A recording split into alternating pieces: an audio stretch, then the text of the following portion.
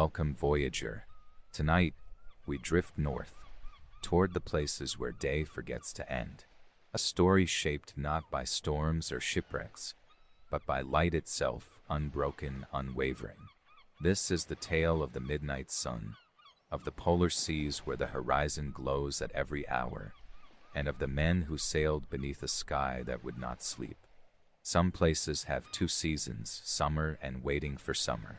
But in the Arctic, you get one long blink of light and one long blink of dark. It's less of a calendar and more of a mood swing with ice. That being said, before we begin, if you often find yourself drifting through latitudes of memory and myth, do leave a like and subscribe. If you're listening from a place that sees the sun dip below the waves, or perhaps never dip at all, drop your coordinates in the comments.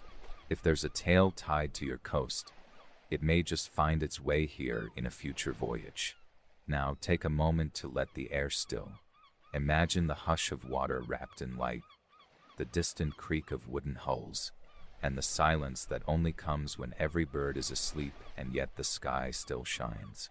Let your shoulders settle, your breath match the sway of the sea, and if you close your eyes, keep the lids soft. There is no nightfall to miss, only the slow turning of the earth beneath you. Our story tonight begins at the edge of maps. It was the summer of 1596 when a Dutch navigator named Willem Barents set sail from Amsterdam in search of the Northeast Passage, a seaway above Russia that might connect Europe to Asia. The promise was trade, spice, and new dominions. But what he found instead was an ocean more stubborn than land, a sea held fast in ice, and a sun that simply would not disappear. Barents, already seasoned by earlier voyages, had studied the stories of Pytheas and Pliny, ancient men who wrote of lands where the sun stayed overhead for days on end.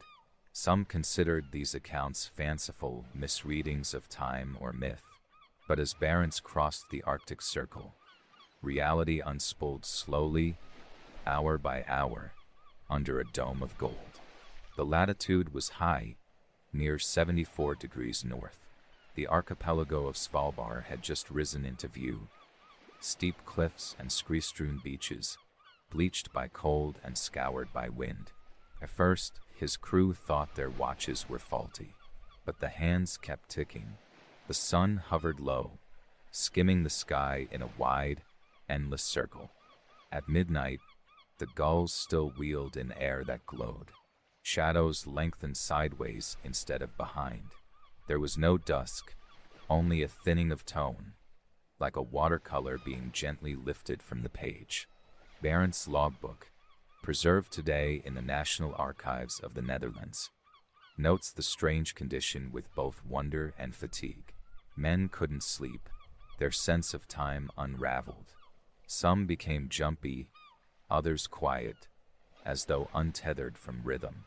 The fire in the sky never waned, and with it came an eerie kind of hopefulness, as if each moment might lead to something new, though nothing ever did. But this phenomenon was no mere anecdote. The midnight sun is a known result of Earth's axial tilt, about 23.5 degrees, and the long journey it takes around the sun. Near the poles, for several weeks each summer, the sun's path arcs so high and wide that it doesn't set below the horizon at all. It simply travels in circles above, grazing mountaintops and tipping the sea into perpetual shimmer. In Barents' time, this wasn't yet understood. The cause was debated. Some imagined a second sun beyond the ice, or reflective properties of polar clouds.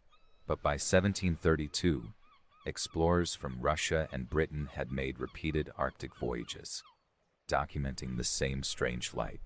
Whalers, in particular, became adept at using the extended daylight. Scottish and Basque crews anchored in the fjords of Jan Mayen and Bear Island, boiling down blubber long into the nightless hours. The light helped, but it also wore down the mind. Without darkness, the body loses track of melatonin. Sleep turns to naps. Days stretch and warp. One logbook from a Scottish whaling vessel in 1785 describes the sea as a mirror of copper, and the air as holding noon like a held breath. The captain, a man named Ewan McVicker, wrote, "We have no night, only a long pause in the turning of the world." And still the crews returned, year after year, in pursuit of whale oil and bone. The light was both a tool and a torment. It showed every glinting berg, every ripple of dorsal fin, but it offered no rest. Later, in the early 20th century, explorers of the heroic age, men like Roald Amundsen and Fridtjof Nansen, came to understand the midnight sun as a strategic advantage. When Amundsen set out on his famous Arctic drift aboard the Fram in 1893, he timed his route to ensure maximum sunlight during critical navigation periods. The brightness meant longer sledging hours and clearer ice readings. But even these veterans noted the surreal toll of endless day. In his diary, Nansen described waking multiple times each night, convinced it was morning. "We live in a clockless world," he wrote, "and the sun will not let us forget it. Yet there's beauty in it too, a strangeness that sailors came to cherish. On still nights, with no storm nor fog, the world felt paused. Sea and sky fused in a wash of pastel. Ice glowed rose gold. Walrus lounged on floes like statues of bronze. And above, the sun performed its slow dance, never rising, never falling, just circling like a watchful eye. Even today, the phenomenon remains deeply felt. In places like Tromsø, Norway, or Utqiagvik, Alaska, midsummer brings weeks where the sun grazes the horizon but never leaves. Locals adapt with blackout curtains, and festivals take place at midnight beneath glowing skies. Children ride bicycles well past bedtime. Hikers climb peaks at 2 a.m. But long before science explained it, long before satellite timekeepers and global clocks, the light above the Arctic waters was already understood in its own way. Sailors marked their journals not with hours, but with angles. The sun's position over the mast, the slant of shadow along the rigging, the curve of gold reflected in the sea. It told them when to fish, when to rest, when to turn homeward. It was both guide and ghost. One Inuit tradition speaks of the sun not as a sphere, but as a slow wind, a golden breath that circles the earth. It rests in winter, and in summer it wakes and remembers. And in its remembrance, it walks the sky without pause, searching for something it forgot. We continue along the northern rim of the world, where time thins and bends. In those drifting months of daylight, where each hour mirrors the next, stories blur with sleep and memory. Here on the water, where the sun neither rises nor sets, sailors speak in slow sentences, and shadows stretch sideways across time. In the 1800s, as European empires pushed further into Arctic waters, cartographers and naturalists joined the crews, eager to record what previous maps had only hinted at.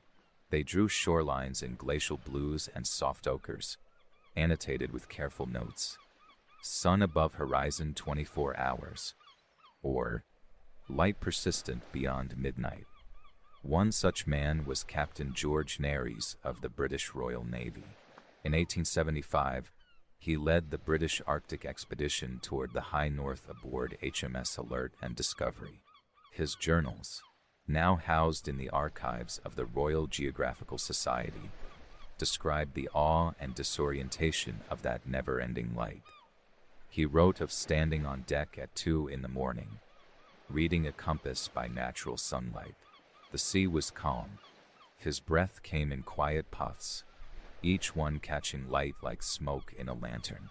His men tried to carve a rhythm into the day, but the sky refused to cooperate. Bells were rung by the hour, not by need. Lamps stayed unlit, and in that soft halo of gold, time became a suggestion rather than a measure. The sun, in these regions, moves like a brushstroke around the sky, tilted, slow, stubborn. It begins in the north at midnight, loops high to the south by midday, and then glides back around, never quite leaving. At its lowest point, it hovers just above the horizon, painting long arcs of amber light across the sea. It's a dance both haunting and hypnotic. Inuit communities, living in these latitudes for thousands of years, held a deeply different view of the sun's arc. While European sailors marked their days in clocks and charts, the Inuit listened to birdsong, the movement of animals, and the subtle cooling of the wind. They didn't measure the day in hours, but in usefulness. If the sun was high and the seals were close, it was time to hunt. If it was low and quiet, it was time to mend. Sleep came not from nightfall, but from need. Among the Inuit of northwest Greenland, it's said that the sun is not chased by the moon, but watched over by it. The two are siblings in the sky, one moving fast, the other slow. When the sun lingers too long, it is the moon's duty to remind it to rest. By the early 20th century, as ships grew stronger and polar exploration became national obsession, stories of the midnight sun filtered back into popular writing. Ernest Shackleton, in his account of the Endurance expedition, spoke of the sun circling like a slow-spinning coin on a tabletop. Even as his ship froze fast in the ice, there was always light, always just enough to see the frost forming, just enough to notice the cracks beginning to spread. Light in this way becomes a companion, not friendly always but consistent. You can trust it even as it denies you sleep. Some crew members carried scarves to drape over their eyes. Others grew accustomed to catnaps, each rest a small surrender. In the Norwegian port of Tromsø, just above the Arctic Circle, an astronomer named Hans Gielmuyden recorded one of the earliest accurate descriptions of the phenomenon in 1871.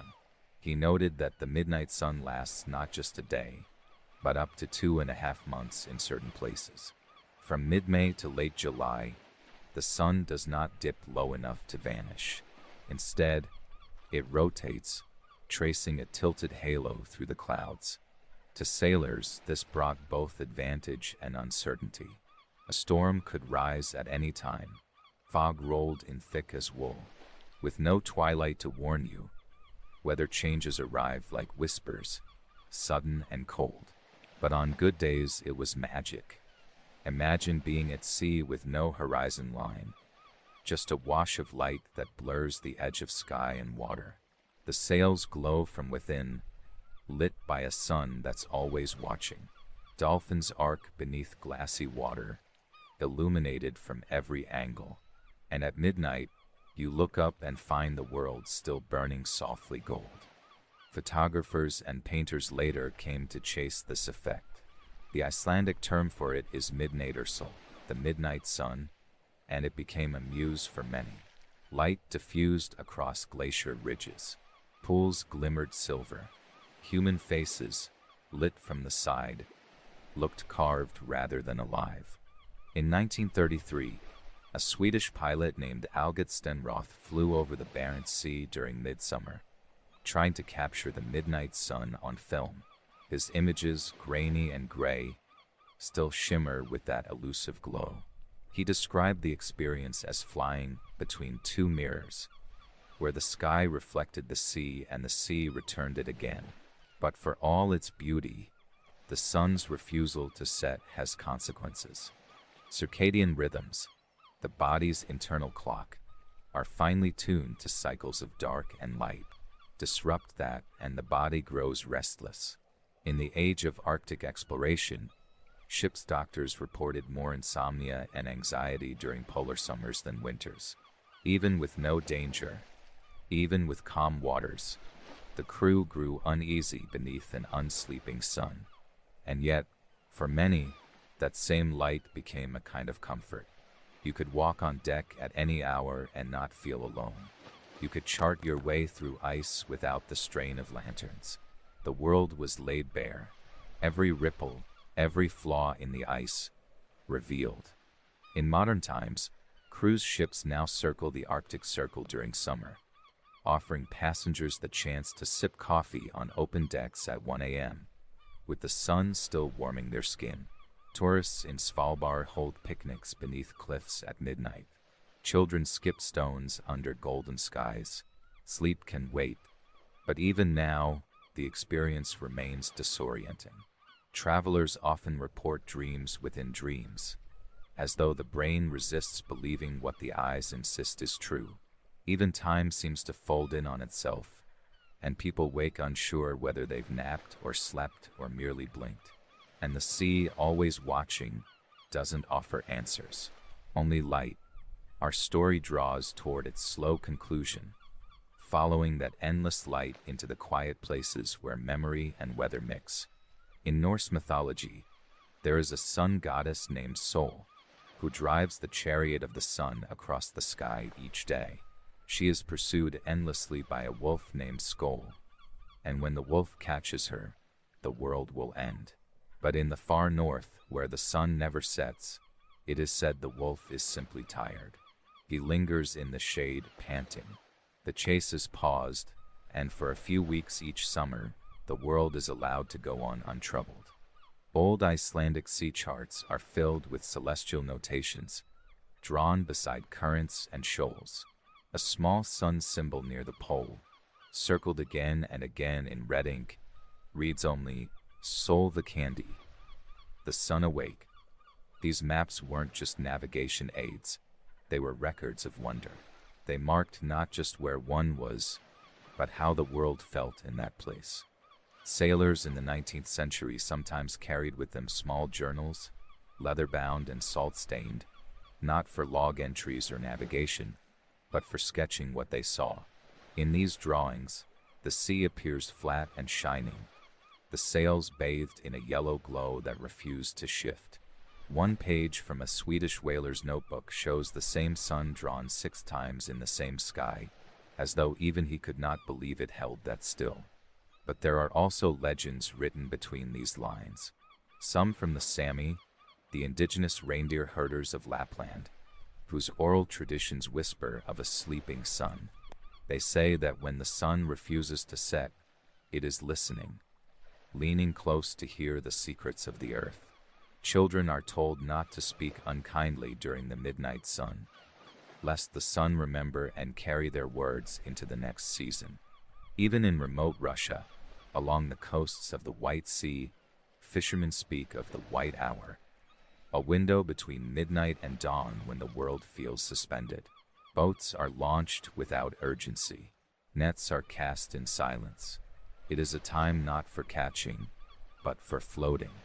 Scientific records from expeditions as recent as the 1990s have studied how animal behavior shifts beneath this kind of light. Seabirds in Svalbard nest in strange intervals, guided by tides rather than twilight. Arctic foxes, usually crepuscular, begin to hunt in broader cycles, their internal clocks dissolving in the uninterrupted day, and humans, always adjusting, adapt in turn. In towns like Longyearbyen, Norway, blackout curtains become essential. Residents time their sleep with alarms, not with sky. There is something both beautiful and unsettling in that, living in a world where the sky no longer commands you, but you command it. Still, many who have visited or lived under the midnight sun speak of the deep calm it brings. Without shadows, fear softens. Without nightfall, days stretch gently without pressure. There is time for walking, for thinking, for drifting. And out at sea, on the wide-open Arctic, ships still follow old routes carved by the hands of explorers who never fully understood what they'd found. They called it the land of the midnight sun, a place where time bends and golden light wraps around the world like a ring. In 1910, during the ill-fated voyage of the Karluk, Canadian explorer Vilhjalmur Stephenson wrote of watching the sun at 3 a.m. as ice floes shimmered beneath it. The ship was trapped, the crew uncertain. But Stephenson sat quietly on the deck and wrote only, "The sun smiled without blinking." It was a detail meant not to comfort, but to record the exact nature of the light that refused to leave. That refusal is the center of our story. Not just the science of axial tilt or atmospheric scattering, but the feeling that comes with living beneath a sun that never lets go. A quiet intensity, a golden patience, and still, somewhere in the Norwegian Sea or the Barents Sea or farther even, a sailor on a midnight watch leans on the rail and squints into the glare, wondering, not for the first time, how a star can hover so long without falling. On land, you are taught the sun rises and sets, but here at sea it circles and watches. It moves but never away, paints everything in gold, but never dims. In this part of the world, the sun is less a celestial clock and more a companion, a warm and constant eye that turns gently, without sleep. Now, voyager, let your breath grow slow. Let the quiet surround you like low fog on still water. Let your thoughts drift like the bow of a ship parting a soft swell. There is no need to sleep quickly tonight. The light will not fade. The sea will hold you, and the sun will keep watch.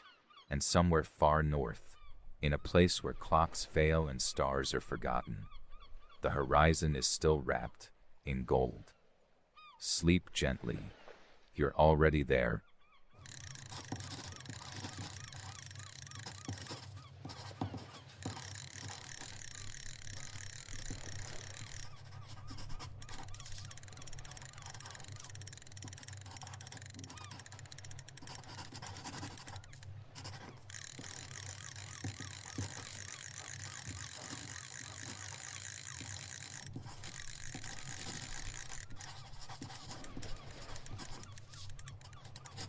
Welcome back, voyager. On our second tale of the night, we set our bearings not by stars or charts, but by something slower, stranger, and softer. We are chasing the shadows that clouds cast across the open sea, as sailors once did, when hours slipped past in the rhythm of wind and water. This is a story about when the clouds told time, when seafarers watched not the sun nor the moon, but the trembling light on waves, to know how far they had come and how much of the world remained. It's the sort of practice that might seem unusual now, like reading your wristwatch by the shape of a breeze. But back then, it made sense. After all, who better to trust with time than something that always floats forward? If you've ever wondered how long a minute lasts in a calm sea, or how far a shadow travels across the deck of a schooner, you're in good company here. And if the only thing you can remember about cloud types is that cumulus sounds a bit like a breakfast cereal, then you're in even better company. Anyway, before we begin, if you find yourself lulled by tales like these, consider leaving a like and subscribing to the channel. Drop a coordinate in the comments below too. We'd love to know where in the world you're drifting off from. And who knows, your horizon may someday cast a shadow in a future story. Now lean back, let your eyes soften, let your breath follow the hush of distant tides. Imagine the ceiling above you turning into sky, the edges of your room blurring into water, and the light outside your window dimming into something slow and ancient. Let the clouds pass above you, soft and slow. Our story tonight begins at sea, as so many did in the 1700s, with no land in sight. It is 1764, and the brig Endeavour is crossing the South Atlantic under a sky so clear it feels stretched, almost painted. The ship is not yet famous, nor its crew, but they are steady men. Among them is a navigator named Matthew Renner, a quiet observer with an ink-stained notebook and a habit of standing alone at the stern, watching the clouds. At the time, Renner was not regarded as exceptional. He was not a captain, nor a cartographer, and certainly not a scientist. But he had a deep and persistent attention to the natural world. When the logbook mentioned wind speeds and bearings, Renner's private notes recorded cloud formations, the patterns of swell lines, and the peculiar way shadows seemed to speed up just before dusk.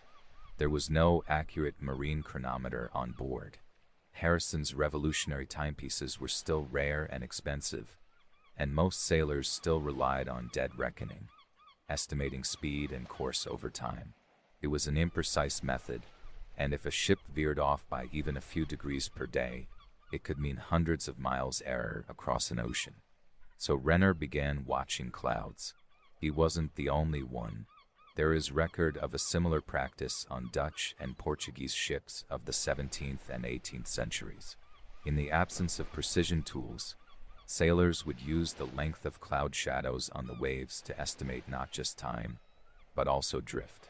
When the wind was steady and the sun high, shadows moved predictably, crossing the same spot of deck at similar intervals. Sailors called it shadow pacing. It was not science, not officially, but it was a method, passed from helmsman to apprentice like a superstition that worked more often than it should have. Renner, however, took it further. His log from the South Atlantic journey describes a full week in which he made hourly observations of a particular type of cirrostratus cloud and its motion across a quadrant of ocean. He recorded how the edge of a particular cloud formation took approximately 6 minutes to cross the breadth of the mainsail's shadow. When repeated over days, this time grew shorter or longer depending on the ship's angle and the speed of the wind. He believed this could be used to correct their estimate of longitude, and while he had no instruments to prove it, he compared his cloud-based estimates with the map coordinates assigned at landfall in Bahia, Brazil. His estimate was off by less than 40 nautical miles. By the standards of the day, that was astonishing.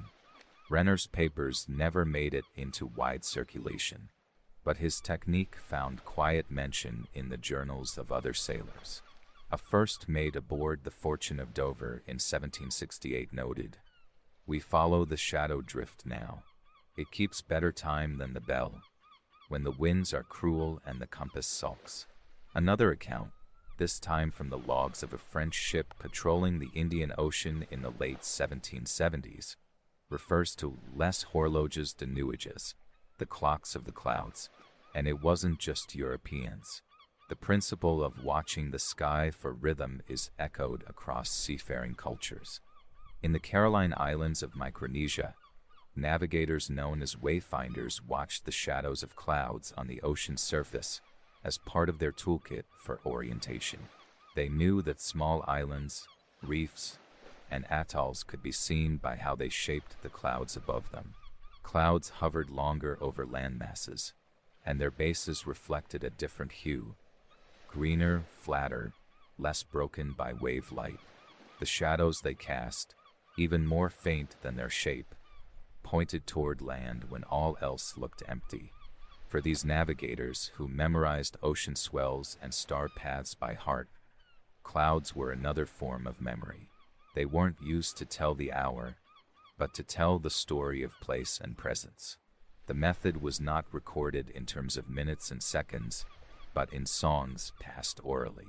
These songs told how many verses it took a cloud to reach the horizon, or how long the lull between two waves beneath a full sky. Back aboard the Endeavour, Renner wrote something in the margin of his journal that has survived. He said, "Time does not tick, it moves like water, pools in stillness and it runs in shadow. If you want to find your way, do not ask what hour it is. Ask what shape the light has become." It's a poetic thought, but behind it was the pressure of real uncertainty. Long-distance sea travel was dangerous, and mistakes in timekeeping could mean shipwreck, starvation, or missing a crucial window for landfall. The need for temporal precision was as urgent as any cannon or sail. And still, in that great expanse of sky and wave, it was not unusual for men to turn to shadows, clouds, and instinct. Ships carried hourglasses to be flipped at regular intervals by the watch officer. Bells were struck every half hour. But these systems only measured the passage of time internally. To know where you were on the face of the earth, you needed to know what time it was in a fixed place like Greenwich or Lisbon, even while floating hundreds of leagues away. Before reliable chronometers, that meant guessing. And so, clouds became part of that guess. Renner's legacy never became standard practice. His method wasn't replicable enough to become part of navigation science, but it lingered in logbooks, journals, and sea stories, in the way sailors squinted at the sky even after better clocks were made. And in certain parts of the sea, especially where the equatorial sun falls hard and clean across open water, the shadows still tell time. Not by the second, but by sensation. They move like memories pulled by wind. They mark not the hour, but the drift. They are not forgotten. They are simply not recorded. In 1773, a Swedish explorer named Johann Ludwig Fleming documented his time aboard a merchant brig called the Hoppet as it navigated through the North Sea. He noted something curious. When skies were overcast, the crew seemed subtly more tense, more prone to recalculating their course, even when the compass needle remained steady and the winds consistent. But when the sun broke through and shadows returned to the surface of the water, something relaxed in the way they moved. Fleming didn't understand it then, but it may have been part of the unspoken code passed from one mariner's instinct to another, the invisible comfort of cloud clocks returning. What he did describe in detail, however, was how the captain of the Hoppet, a Dane named Rasmussen, used the length of cloud limbs to determine if they had veered off the prime trade wind corridors. According to Fleming, Rasmussen could tell if the ship was within the expected bounds of the mid-latitude westerlies by watching how cumulus clouds drifted and fell across the mainsail at particular hours of the day. If they arrived too early in the morning, or didn't pass the deck at a certain angle by noon, he adjusted course. It was subtle, intuitive navigation, a blend of observation, rhythm, and deeply internalized pattern recognition. Rasmussen wasn't measuring time in a formal sense, but in a lived, sensory one. He felt the voyage through his skin and his sky. Centuries later, scientists looking into historical navigation methods would describe this sort of judgment as a kind of environmental synesthesia, a way of blending visual information with temporal estimation. In more modern terms, it's akin to what we now call situational awareness. But at sea, especially in the age before radio, radar, or reliable chronometers, this awareness was survival. The sky wasn't just above you, it was part of your tools. If you were to stand on the deck of an 18th century ship today, somewhere adrift in the South Atlantic, you'd notice first how bright everything becomes under a clear midday sun. Shadows fall crisp across the sailcloth, and then you'd notice the motion. The shadows of passing clouds stretch and shrink as they ride the sea's slow breathing. Their pace changes almost imperceptibly, but if you stood there long enough, barefoot on the warm wood, your own body would begin to learn that rhythm. That was the navigator's classroom.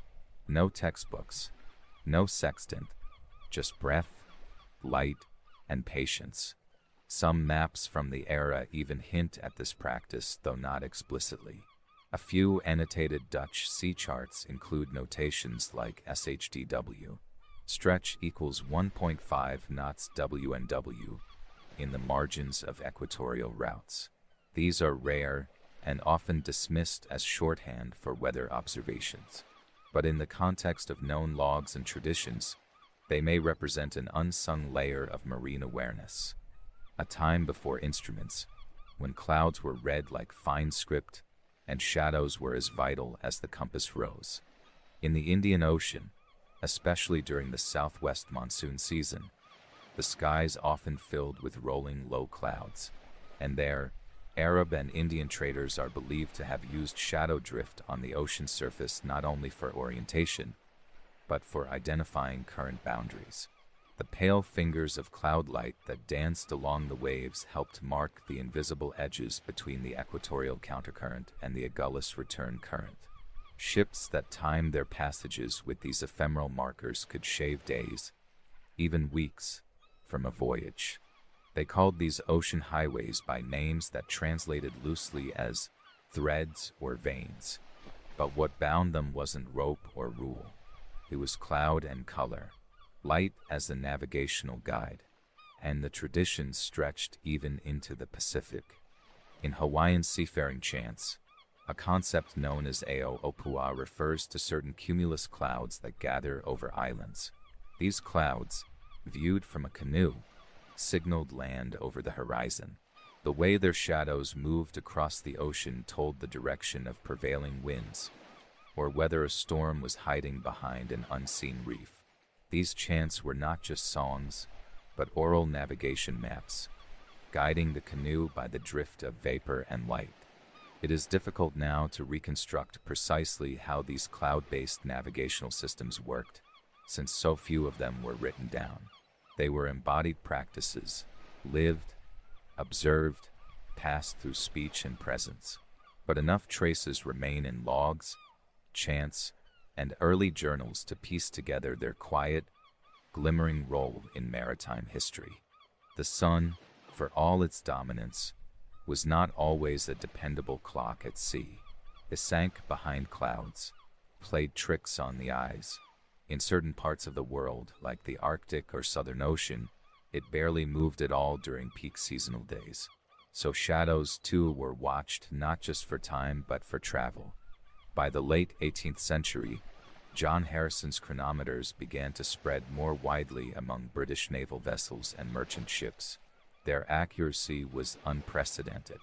They reduced the deadly guesswork of sea travel by giving sailors true longitudinal awareness. But even as clocks became more reliable, the instinct to read the sky never fully left. A captain might trust the brass instrument below deck, but his eyes still turned upward at dawn, watching clouds, checking light, listening to the sky in its own slow dialect.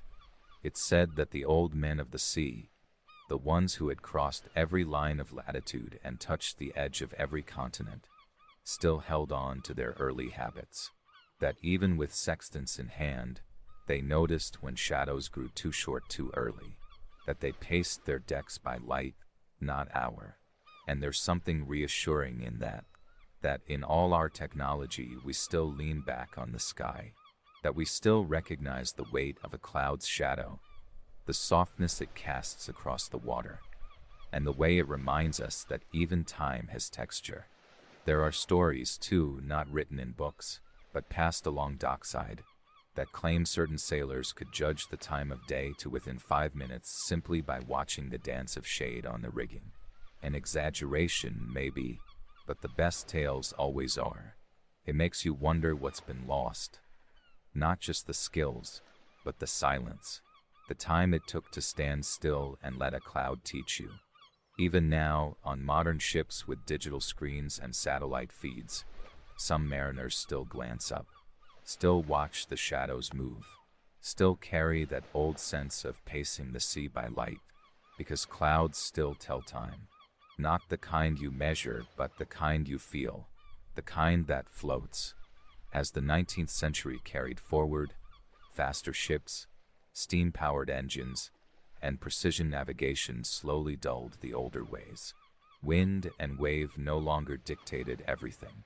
Routes were planned with timetables, cargo weighed by the hour, and clouds began to lose their place as companions to the mariner. Still, in quiet corners of tradition, they lingered. Fishermen off the coast of Norway would still rise and check the morning sky, watching not just the clouds themselves, but the way they moved against mountain slopes and fjord walls. Their reflections in water mattered too. A heavy sky that cast no reflection at dawn might warn of a sudden squall by noon. In the Philippines, small inter-island boats, called bangkas, are sometimes launched according to the tone of light on the water, more than the color of the sky itself. Too white, some say, and the sea hasn't settled yet. There is something universal, then, about humans and clouds. How we have read their motion not as ornament, but as message. We've watched them for time, for weather, for the invisible hands shaping the world around us. And while much of this may sound romantic, even poetic, the practice of using cloud shadows to track time and direction has basis in observable fact. Clouds cast consistent shadows under consistent light angles, and these shadows drift predictably, when matched with known wind speeds and solar positions. It's not magic. It's geometry, fluid and slow but not random. And long before charts could measure such things, the eye did. In the Marshall Islands, navigators trained for years to read wave patterns as part of their stick chart mastery. But they also noted the interaction between clouds and ocean, where certain clouds consistently gathered marked the place where two currents met, or where reef systems stirred the water just enough to break the mirror of the sky. If a shadow frayed instead of gliding, it told of underwater obstructions. Time and terrain told all at once. Even the birds noticed. Migratory species flying over oceans often follow cloud bands, using their shadows as moving shade and thermal guides. Sailors, keen to bird activity, sometimes learned the same habit by proxy. There are documented accounts from East Indian trade ships where navigators noted that terns gathered not only near land, but often along cloud lines that paralleled coasts, as if following memory drawn in mist. It becomes clearer, then, that time at sea was never told with a single hand or ticking piece of brass. It was told with everything: the smell of the air, the pull of the tide, the shadow that moved like an arm across the ship's deck. A clock not of numbers, but of sense. And in the most curious way, that knowledge never really died. It simply sank deeper, like an anchor laid to rest, still tethered to the vessel above by memory. In the modern age, researchers studying wayfinding and environmental orientation have found that indigenous seafaring techniques contain more spatial depth than initially imagined. Polynesian wayfinders, Inuit sled drivers, even nomadic desert tribes, all employ timekeeping methods that include cloud movement as one of many subtle inputs. They read it like you might read the grain of wood or the wind through tall grass. It's not so strange when you think of it. After all, clouds are time made visible. Vapor moving on the breath of the earth, pacing the hours not with bells, but with shade. Now, perhaps you're lying back, eyelids heavy, body still, listening as the night slows. Maybe the light in your room has softened, and even now, you can imagine a shadow sweeping across the wall, as if a passing cloud were reminding you. Time is gentle. There's no rush. The ocean waits, always. Through this voyage, you've joined a long drift of stories, from Arab dhows and Dutch brigs to silent canoes in Micronesia. Every vessel that ever looked up and guessed the hour by watching the sky shares this current with you. If you were to close your eyes now and imagine a sky above you, perhaps it would be the soft gray of early morning, not yet broken by full sun. Or maybe it's late afternoon, with long warm fingers of light trailing behind a cotton-colored cloud, and beneath it, the sea is calm. Or maybe it breathes slowly like you, a rhythm older than clocks. The French philosopher Gaston Bachelard once wrote that the sea is a house of memory, and the sky its library. He wasn't a sailor, but his words reach across the deck all the same, because those who lived at sea knew what he meant. They read the sky not to understand the heavens, but to remember the earth, to keep themselves aligned with its rhythm, to know when to pull the sail, when to turn the rudder, when to let the ship drift, when to sleep. When the sun cast its light at a certain angle and a cloud moved across the sea at just the right pace, they knew, this is the hour. This is the moment to cross or to wait, to wake or to rest. And so it is for you now. Rest, drift. There's no need to measure time tonight. The clouds are already doing it for you. Sleep well, Voyager.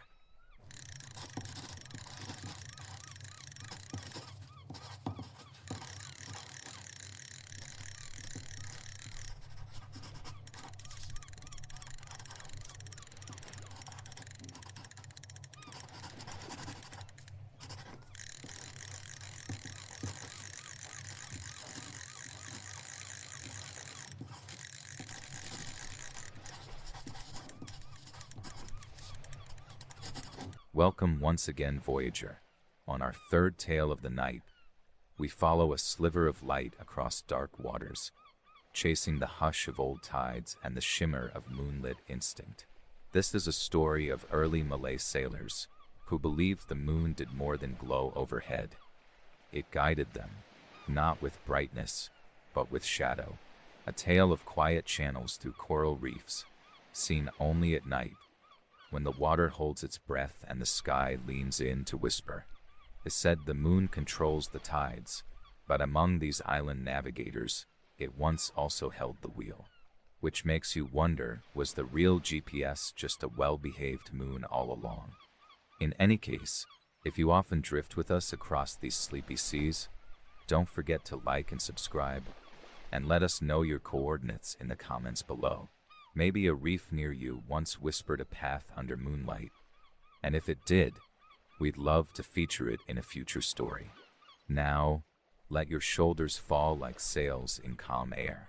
Imagine a breeze with nowhere to be, the soft hush of waves beneath a wooden hull. Let the light fade, slowly, until only the gleam of the moon and your breath remains. Our story tonight sets sail in the waters of the Malay archipelago, many centuries ago, long before compasses found their way into every captain's hand, long before the stars were catalogued and mapped. The peoples of the South China Sea and the surrounding isles learned to read the world by what shimmered, shifted, and sometimes disappeared. The Austronesian sailors, who spread from Taiwan to Madagascar and Easter Island over the course of millennia, had no written charts, but they had memory, rhythm, and above all, a relationship with the sea that was lived in the bones. Among them, the seafarers of the Malay world, stretching across present-day Indonesia, Malaysia, and the Philippines, developed one of the most intimate understandings of reef-strewn waters ever known. Their boats, light and hollowed from tree trunks or planked in clever lashings, rode high above the chop. But the danger of coral reefs, often invisible in daylight and deadly in swell, was constant. And so they watched the moon. It is recorded in oral accounts and still murmured in coastal villages today that certain sailors would wait until the moon was high and the tide just right to sail through narrow reef channels invisible by day. They believed the safest paths would show themselves in shadow, cast obliquely across the shallows by the moon's cold gaze. The water itself acted as a lens, bending light over coral heads and casting dark fingerprints where no hull should drift. But if one knew how to read the silver streaks, like veins through marble, the reef would part. This technique was not universal nor always spoken of. Navigation knowledge in the Austronesian world was often guarded, passed from father to son, teacher to apprentice. Each island group had its own sets of signs, cues, songs, and rituals. But the shadow-following practice, particularly near what is now the Riau archipelago and the coasts of Kalimantan, appeared in tales told by fishermen who claimed to have seen paths open only under moonlight. Accounts from early Dutch and Portuguese traders speak of native pilots who requested to wait for the correct moon before guiding ships through reef-dense straits. In one such record, dated 1612, a Portuguese merchant in Malacca described a Malay pilot who would not steer a galleon through the Sulu Sea until the moon had risen past a certain point. He reportedly said, "The reef has no door until the moon shows where it once opened."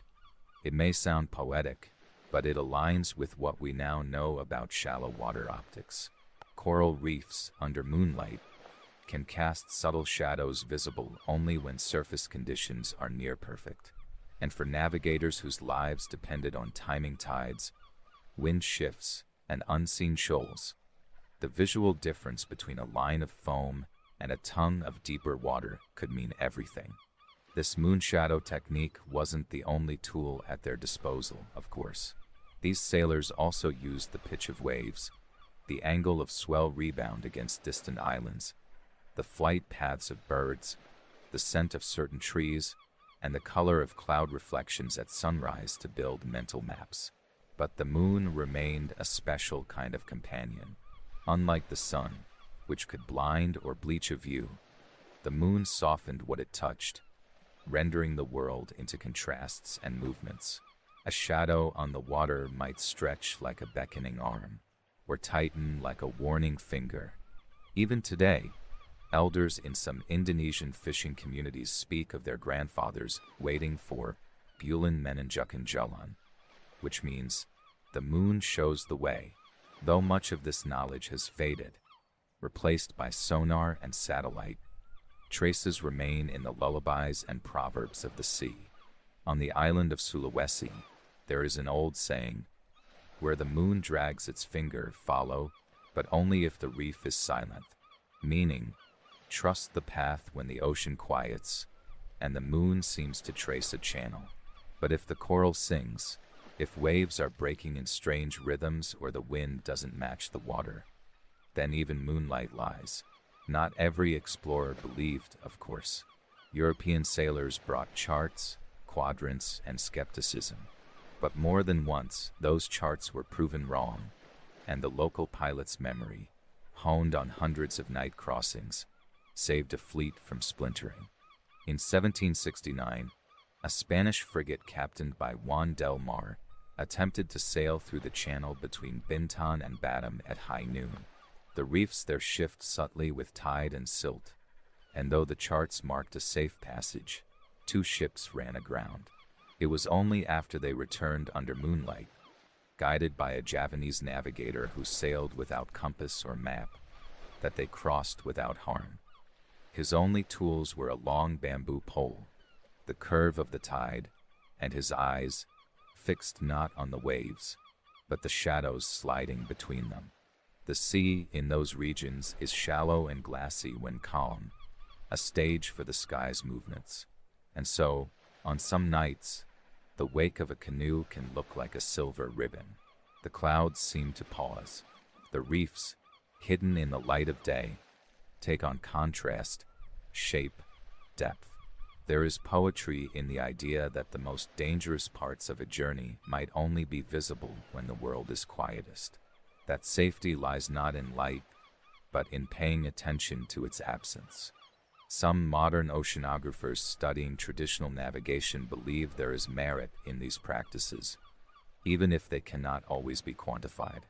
The human eye, especially one trained across generations, is capable of reading patterns that machines still struggle to capture.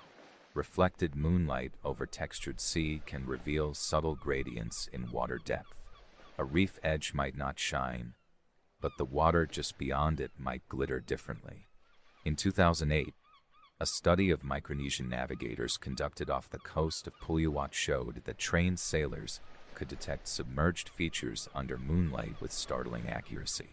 And while not all of them followed shadows, many spoke of how the moon changed the sea. Not just how it looked, but how it felt. For the Malay pilots of centuries past, the moon was not just a navigator's aid. It was a presence, a teacher, and sometimes a threshold. They did not worship it, but they trusted it. Just as we, tonight, trust that sleep will arrive like a soft wave, carried gently by light and silence. One of the most remarkable aspects of early Malay navigation was not simply the use of celestial cues, but the layering of observational knowledge with cultural intuition. Unlike Western mapping systems, which favored fixed measurements and universal coordinates, many maritime societies across Southeast Asia relied on relational orientation. They didn't say, 10 degrees north by northeast. They said, sail until the stars between the horns of the buffalo align with the edge of the western reef. And they didn't read shadows only with the eyes. Sound, scent, and the weight of air mattered just as much. The shadow of the moon wasn't always visible as a distinct streak, but sometimes merely a thickening of calm in the water, a hush in the slap of waves, a stretch of silence where all else was speaking. This instinctive navigation came to be called sailing with the soul of the sea, and in some places, pilots refused to navigate under a new moon, believing the sea's face was veiled.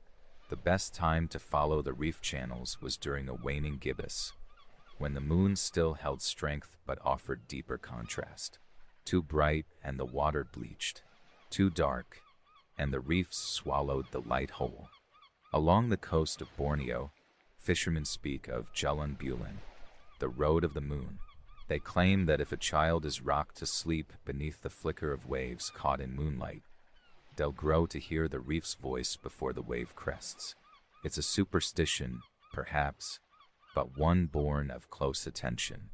Modern historians and anthropologists who study these traditions have noted the fluid blending of myth and method in early seafaring cultures. Where Western history tends to separate the factual from the folkloric, many maritime societies wove the two together. To tell a child that the moon would guide them safely was both a metaphor and a practical reminder. Look up, watch, wait for shadow. In some villages, the moon's shadow was not only a navigational guide, but also a moral compass. Folktales warned of impatient captains who sailed during the wrong phase and found their ships turned back by angry tides. Others told of wise elders who would stand on the shore, watching moonlight ripple through the mangroves, and say, "Tonight, the sea is hiding. Tomorrow it will show its path." These weren't just stories. They were tidal calendars, weather forecasts, and reef charts, all wrapped in metaphor. A sailor raised with these sayings wouldn't need to consult a map. They'd read the water with the same familiarity as a farmer reads the soil. One particularly fascinating oral tradition, recorded in the early 20th century near the Anambas Islands, tells of a lone sailor who followed the moon's path across 7 reefs during a night storm. The tale goes that he had no oars and steered using only a palm frond and his knowledge of shadow drift. He arrived at the island of Georgia at sunrise, carrying with him a sealed pot of rice and a handful of coral stones. It is said that when he placed the stones in the shallows, they vanished, reabsorbed by the reef as thanks.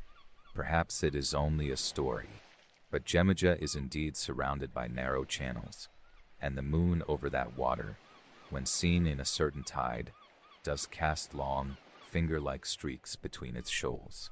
Even the language of boats in the region reflects this delicate, moon-aware culture.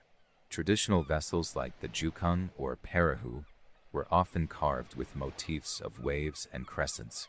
Some featured a crescent bow or stern, not merely for symbolism, but as a visual aid, a way to align the curve of the boat with the moon's mirrored path on water. This crescent imagery turns up as far west as Madagascar, where seafarers share distant linguistic and genetic ancestry with the Austronesians. There too, the moon is seen as both companion and guide, and certain routes are named not after stars, but after the reflections cast during specific lunar tides. To a Western sailor trained on compass bearings and angular math, it might seem superstitious. But to the moon sailors, it was observation honed over lifetimes. A compass might point north, but it couldn't warn of a hidden reef under windless water. A chart might offer depth markings, but it couldn't tell you how the swell curved around a particular island's tip during an outgoing tide. One pilot in a 19th century journal who sailed between Johor and Natuna is said to have steered his merchant vessel entirely by moonline shadow, refusing to light a lantern. When asked how he could see, he simply said, "I do not light the sea. The sea shows me light. We've mostly lost this way of seeing. Satellites draw our maps now. Engines flatten the nuance of current and sound. But on some quiet nights, when the moon is full and the sea is still, you can still see the path they once followed. A faint glow in the water, tapering through the reef paths. Not bright, but certain, like a footpath made of breath." The science, too, is beginning to respect what was once folklore. Studies of moonlight reflection and wave morphology confirm that in certain lunar positions, shallow coral heads create marked shadows when viewed from low angles. Remote sensing has caught these patterns in satellite imagery, verifying what barefoot navigators knew without tools. But knowledge like this isn't only preserved in data. It's preserved in stories, in songs hummed aboard rocking canoes, in fingers dipped over the side, trailing through starlit sea. In memory not of maps, but of moments. Even the moon changes. Its tilt shifts slightly every year. The tides respond, imperceptibly but surely. And so, the paths seen by one generation may not appear quite the same to the next. Which is why the stories mattered. They taught not only where to look, but how to look, how to wait, how to know when the sea is speaking softly, and when it is silent. Tonight we too are sailing on shadow. The moon may not be full above your roof, but the memory of its light lingers in the rhythm of this voice, in the rise and fall of breath. And as you listen, as your eyes drift closed, let yourself follow that shimmer through the quiet reef. The sea is calm now. The stars have tucked themselves in. The moon is low, casting its path across your thoughts. Sleep, too, follows a channel invisible in daylight but clear now. A silver stripe on still water, a hush in the tide, a shadow you can trust. Across the Malay archipelago, stories still surface in fragments, handed down in quiet corners of coastal villages. In the Riau Islands, elders speak of Bulan Turwan, the moon descending, not just as a phase but as an omen, a sign that it was time to travel, to trust the paths beneath the surface, to begin voyages not when the weather was clear, but when the light was soft enough to reveal the truths hidden in water. Sailors preparing for such a journey would often take part in silence rituals. For an hour before casting off, they'd avoid loud conversation. It wasn't superstition, it was tuning the mind, so that when the first reef shadow passed under the hull, they'd feel it before they saw it. The moon was not their destination, it was their witness.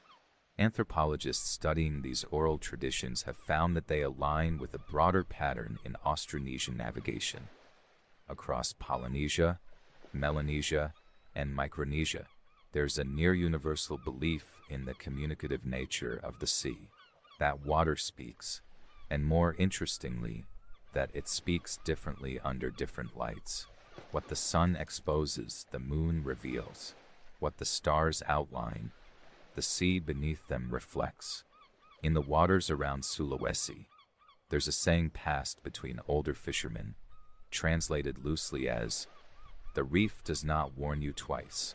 It's a nod to the importance of listening early, to noticing the change in the sound of the hull's glide, the scent of brine deepening, the flicker of light that becomes slightly blue, slightly gray, slightly gone.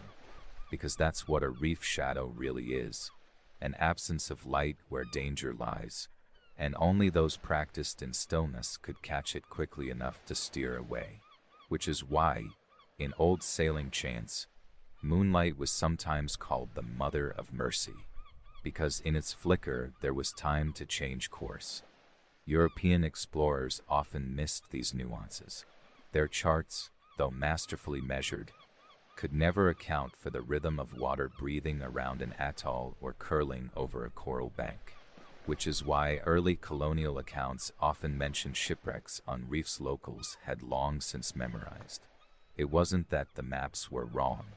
It was that they were insufficient. A map can mark depth. A shadow tells you when the sea has forgotten to be deep.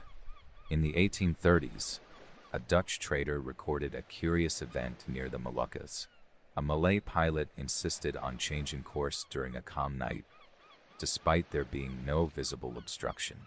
The Europeans aboard were frustrated, but the pilot held his path. At dawn, it became clear. They had narrowly missed a shelf of submerged rock, invisible by chart, but whispered into the water by moonlight. The pilot, when asked how he knew, shrugged. The sea felt thick, he said, like a voice had stopped talking. That way of knowing, relational, atmospheric, quiet, was never written in textbooks, but it is encoded in the rhythm of these stories.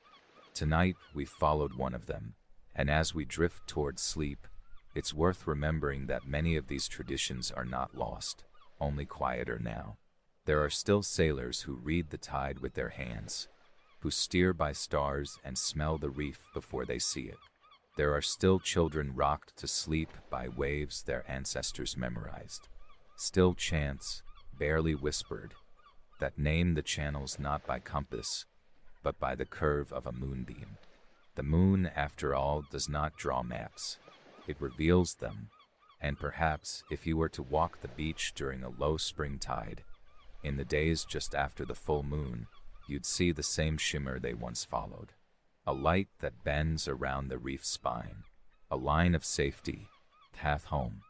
Even modern navigation, with all its precision, can't quite replace the grace of that. Of following something you cannot measure, only trust. Of placing your boat and your breath in the care of the night. We've reached the end of our journey, Voyager.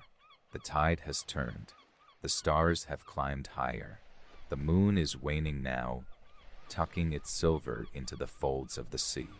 Tonight, as you lie still, perhaps you too are sailing. Maybe not across coral shoals or through warm island chains, but across thought and memory and the quiet rhythm of your own mind. Let yourself drift. Let the night water carry you. Let the moon cast its path across your breath, your chest rising like the tide and falling like the foam. No need to steer, just follow the shadow and sleep gently now. Good night.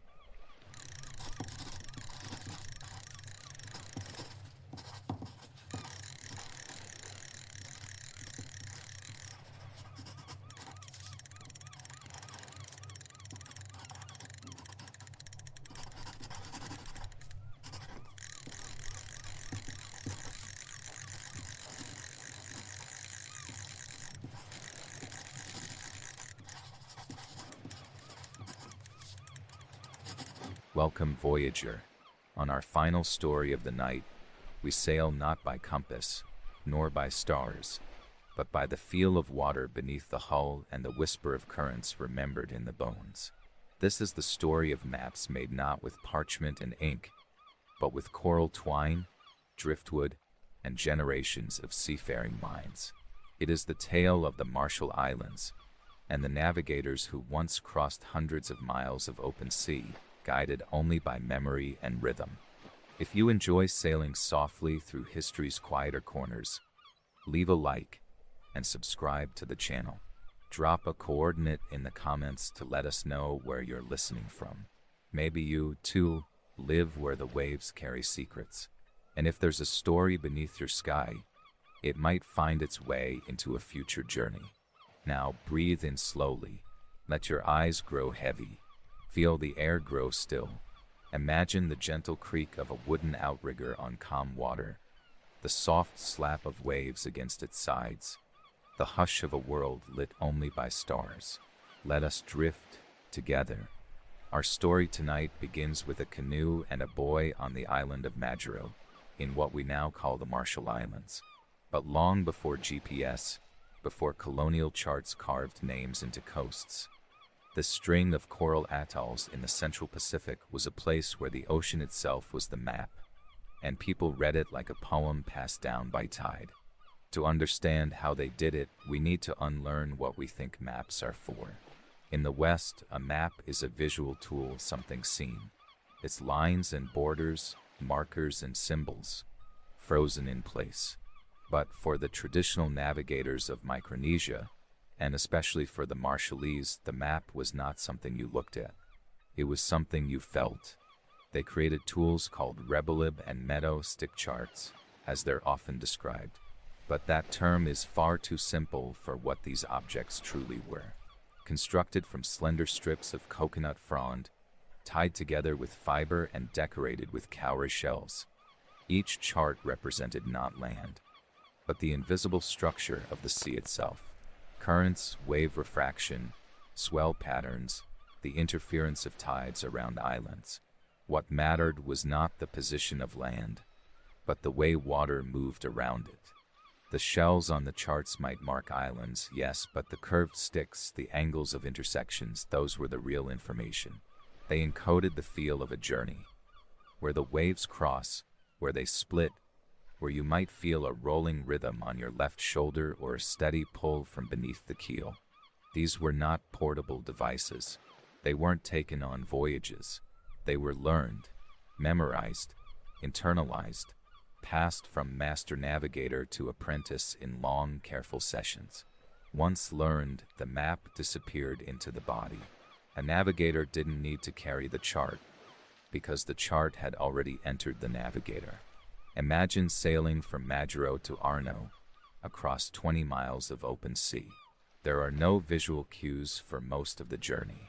The islands are low-lying, barely breaking the horizon, but a trained navigator could feel the shifting energy of the water.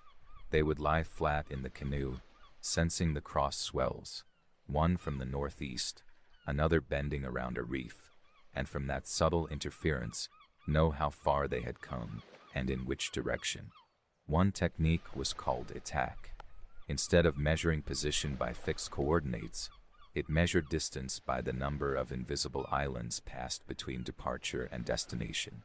An attack was not a point on a map, but a remembered location used as a mental benchmark, like marking progress by the rhythm of a story told in verses.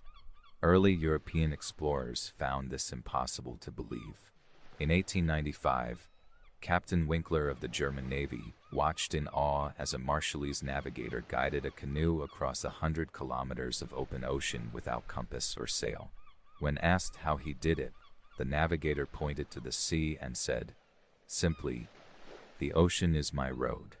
These navigators were called remito, people of the sea. Their knowledge was sacred, earned through years of apprenticeship and practice. Some spent decades learning the ways of the swell. They sailed by moonlight, by the color of the water, by the shape of clouds, and the flight patterns of birds. They knew that frigate birds could sleep while gliding, that nadas would never venture far from land. They understood that the glimmer of phosphorescence in the waves often revealed the presence of shoals or plankton-rich upwellings. In the 1970s, when anthropologist David Lewis sailed across Micronesia to study traditional navigation, he was repeatedly stunned. He reported that during a voyage between two atolls, his trained Western instruments failed to maintain a bearing due to cloud cover and current drift. His Marshallese guide, however, made a minor course correction every few minutes based only on the sensation of swell direction and the way the wind struck his cheek, and arrived within sight of the destination exactly on time. Many of the Rebelib charts today are kept in museums, often misunderstood as decorative or ceremonial, but they were practical, tested tools of the sea. Each one was specific to a region, often a particular cluster of atolls. They could not be universally applied. Like dialects, they reflected the local conditions and the knowledge of the person who made them. What's even more remarkable is that the remito passed down not only knowledge of the currents, but also legends tied to each route. The journey between two islands wasn't just a path across water, but a chapter in a larger narrative, stories about turtles, storms, ancestors who turned into stars. The ocean wasn't empty, it was rich with memory. And in this way, the Rebelib were more than just tools.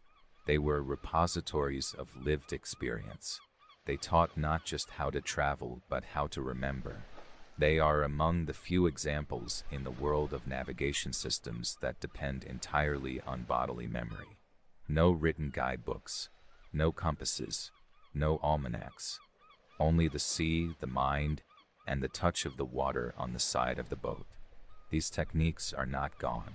They are being revived. In recent decades, Marshallese navigators have begun teaching younger generations the old methods. Canoes once again cut across the lagoon at dawn. Children learn the feel of cross swells, the names of star lines, the taste of brine when it drifts from deeper channels. All this passed hand to hand, wave to wave. To drift into the currents of this knowledge is to enter a different way of knowing. Where Western navigation seeks to conquer distance, traditional Pacific voyaging seeks to absorb it. There is no rush in this method, No reliance on fixed points. Instead, one learns to read the world as it moves and to move with it. The Remito were not just travelers, they were listeners of tides, of breeze, of silences between the waves. There's a rhythm that builds when you're on a traditional outrigger canoe, especially the type used in the Marshalls. The outrigger floats like a counterbalance to the hull, skimming just above the waterline. Keeps time. Each slap of wave against hull is a beat. Every shift of weight, every change in wind, adds a note.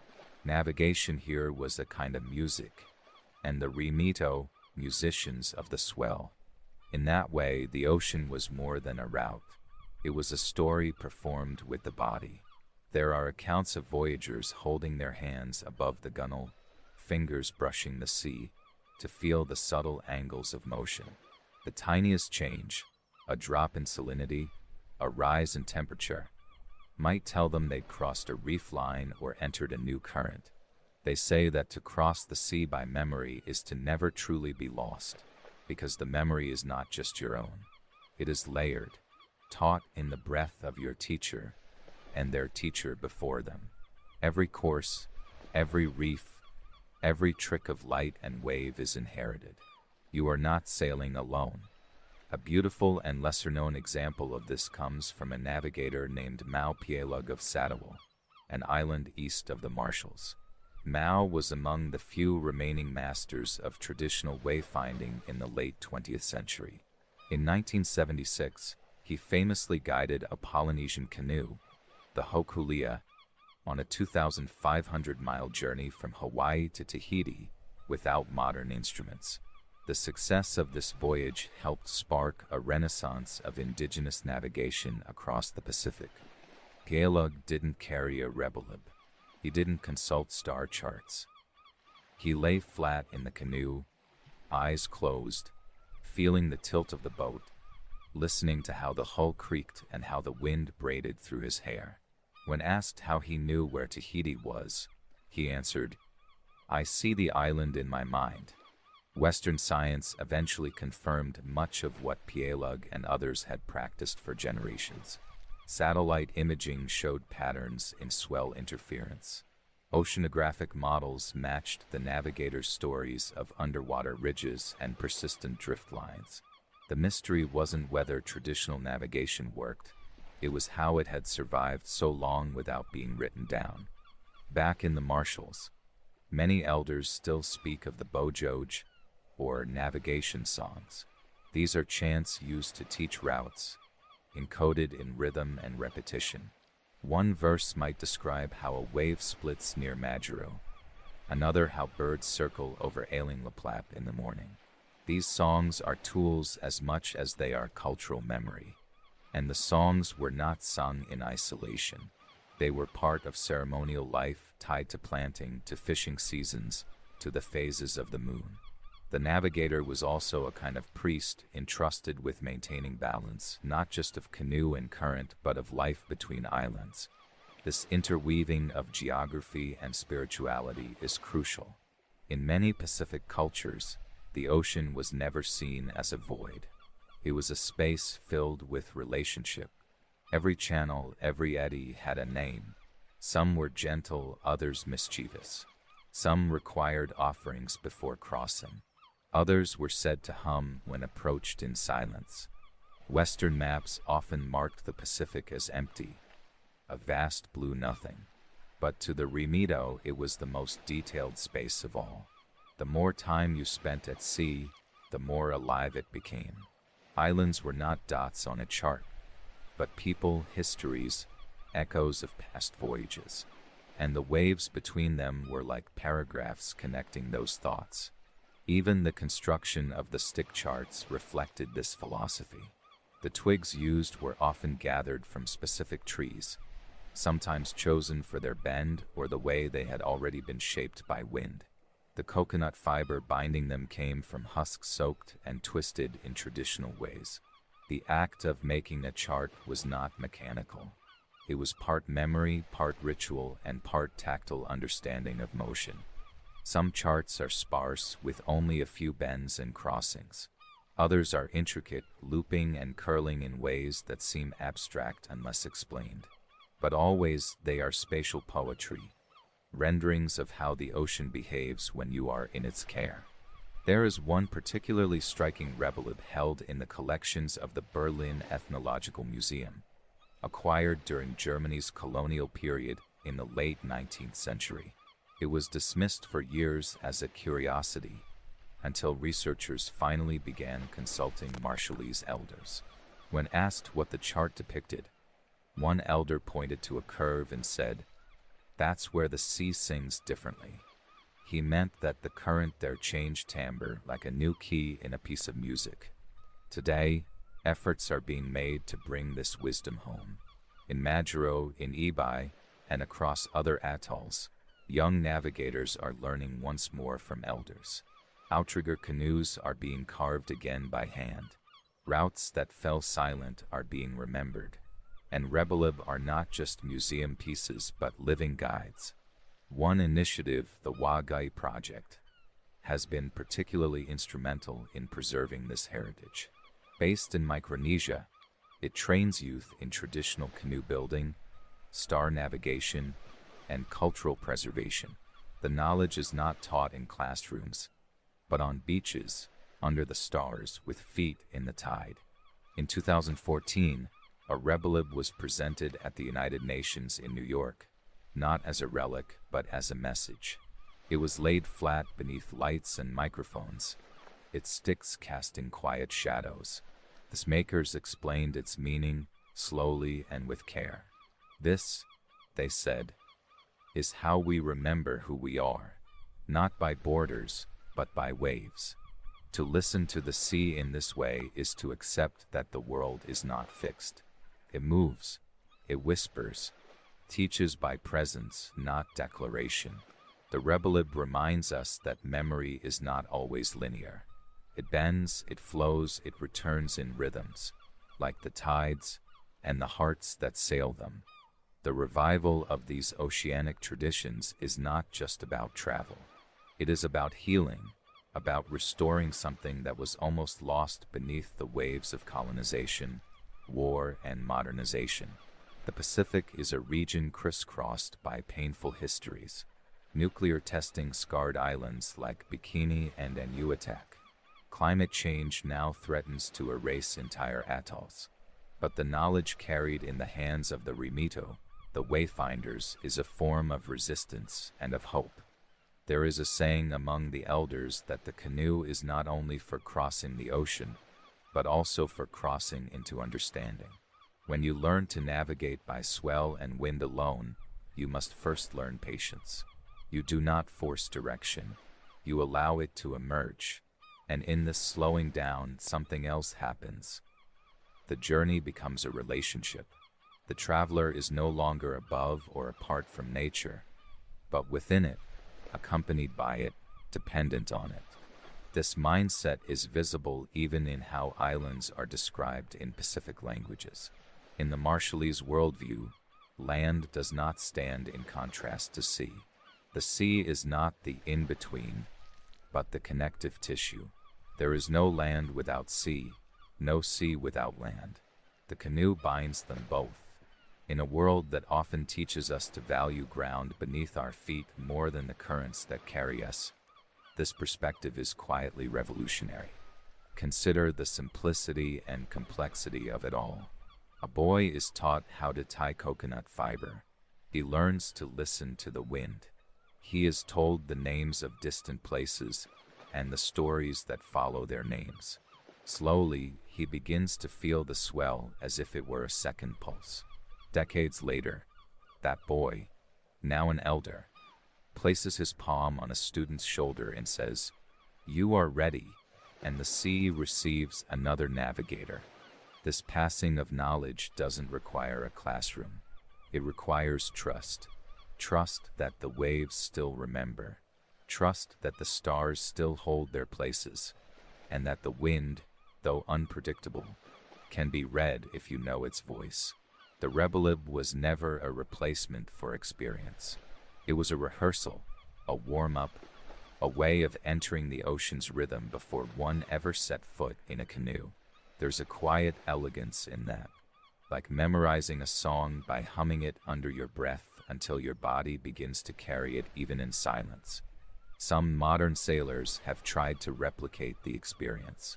Experimental voyages, led by cultural heritage groups, have attempted traditional crossings with no modern instruments, guided only by oral knowledge and stick charts. Those who participate often describe a disorienting transformation. For the first few hours or days, they report a kind of unease, the mind constantly searching for fixed points, for coordinates, for confirmation. But then, a shift happens. The body begins to adjust. The sounds of the sea become less chaotic. One begins to feel where the water leans, where it lifts. The birds overhead become less ornamental and more instructive. One sailor likened it to suddenly understanding a language you'd only heard as background noise before.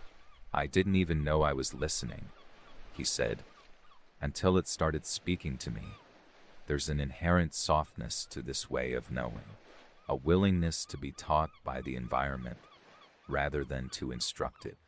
And in a time when technology accelerates everything, directions spoken by satellites, journeys reduced to flight times and timetables, it feels rare, even sacred, to let yourself be guided by memory, sensation, and story.